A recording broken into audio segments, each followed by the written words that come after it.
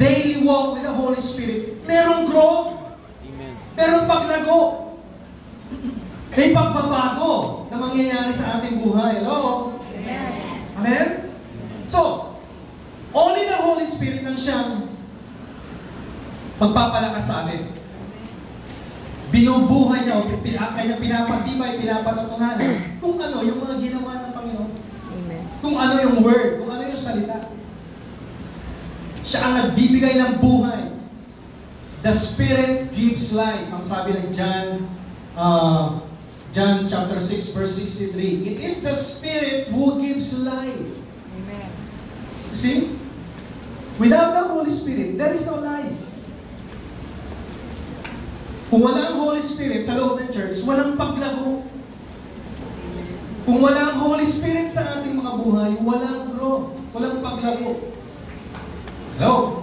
Amen. Kapag ang Holy Spirit wala sa ating mga tahanan, walang buhay. Kaya merong buhay yung tinatawag natin worship because of the Holy Spirit.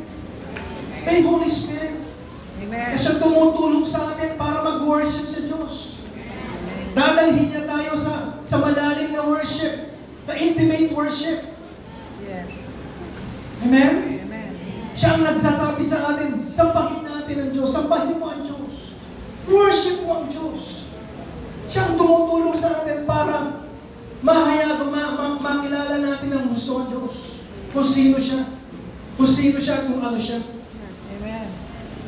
Trabaho ng Holy Spirit yun, mga kapatid. Kaya bakit may buhay sa church? It's because of the Holy Spirit. Kung bakit tayo nagbubunga? Because of the Holy Spirit. Pero sinisimulan ng Holy Spirit muna yung ugat. Bakit? Sa iyo nagpapatibay. He will strengthen you in your inner man. Anong mahalaga? Yung ugat o bunga? Anong mahalaga? Sabi niyo sa akin. Anong mahalaga? Yung ugat o yung bunga? Ugat. Ha? Yung bunga pag walang ugat. Okay, ugat. Sabi lang iba. Sino nagsabing bunga? Sino nagsabing pareho? Pareho. Ha? Pero kailangan mauna yung ugat. Bakit? Kasi yung bunga, manifestation ng ugat. Kung ano yung ugat, Yun ang bunga. kapag maganda yung ugat, Yun ang bunga. kapag tama yung ugat, Tama ang bunga. see, nag-o-over mo yan, makikita na kaya. Kaya nga merong growth of the Para sa Spirit. Kasi ang Spirit na una sa ugat. Ina-translate na lang. We need to know, we need to grow, we need to show. Kung ano ang work ng Holy Spirit sa buhay. Kaya ba natin pagkatiwalaan ng Holy Spirit sa ating mga buhay? Yes. Amen. Yes, He's a comforter. Yes. Siya ang comforter natin. Kapag meron kang mga tanong sa buhay mo, ask the Holy Spirit. Ano? Kung hindi ka komportable sa nangyayari, ask the Holy Spirit. He will comfort you. Amen. Give you peace. Dito tayo mag-i-end, 1 Corinthians chapter 3. 1 Corinthians chapter 2, verse 9.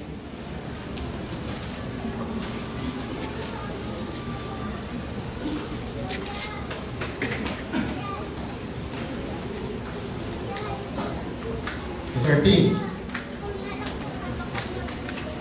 But as it is written, eye has not seen, nor ear heard, nor have entered into the heart of man. Pasinin natin. The things which God has prepared for those who love Him. The things which God has prepared for those who love Him. Sino mga nagmamahal sa Diyos? Amen. Amen. But God has revealed them to us through His Spirit.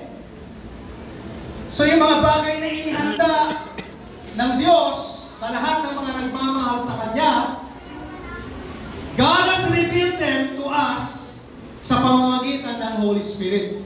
Through His Spirit. For the Spirit searches all things. Yes!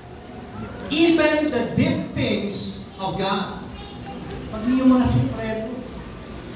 Kaya ngayon, wala nang tinatago ang Diyos kasi ang Holy Spirit siya ang revealer ng truth. Amen. Wow! For what man knows the things of a man except the spirit of the man which is in him?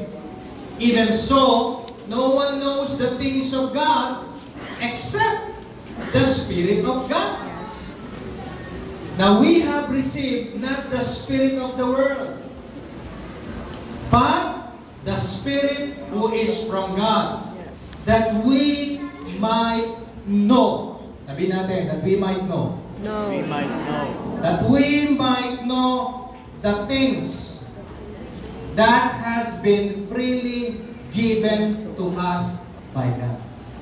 Lahat ng ibinigay ng Diyos sa atin ng libre.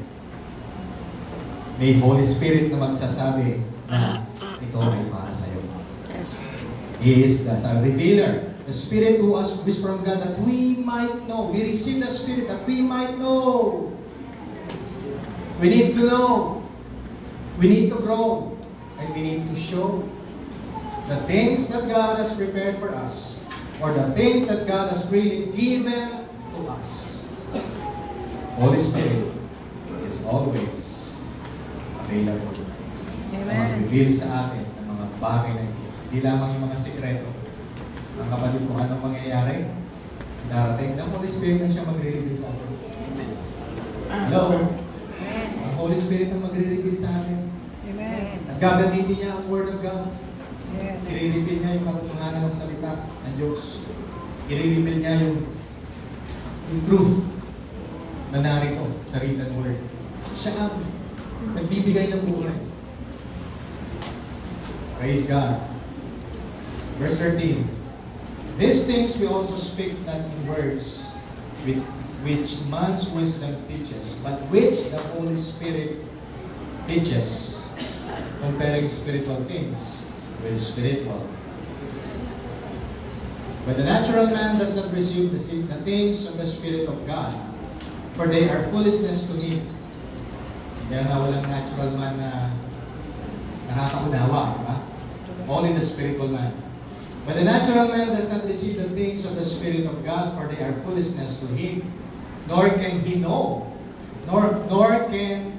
them, because they are spiritually discerned. But he who is spiritual judges all things, yet he himself is rightly judged by no one. For who has known the mind of the Lord, that he might instruct him? But we have the mind of Christ. We have the Holy Spirit, mga kapatid. Siya tutulong sa atin. Siya magpo-comfort sa atin. Siya magtuturo sa atin. Mag-i-instruct sa atin. Mag-lead sa atin. Mag-guide sa atin sa araw-araw. Amen. Amen? We need to trust. We need to walk in the Spirit. Amen. Day by day. Amen. We will translate everything that God has given to us freely. Na-translate niya sa atin. Amen? Kapatid, ang sikreto ng success, tandaan niyo, ulitin ko ito. Ang sikreto ng success, yung relasyon natin sa Holy Spirit, araw-araw. Amen. Amen? At hindi hahayaan, hindi mahihintulutan.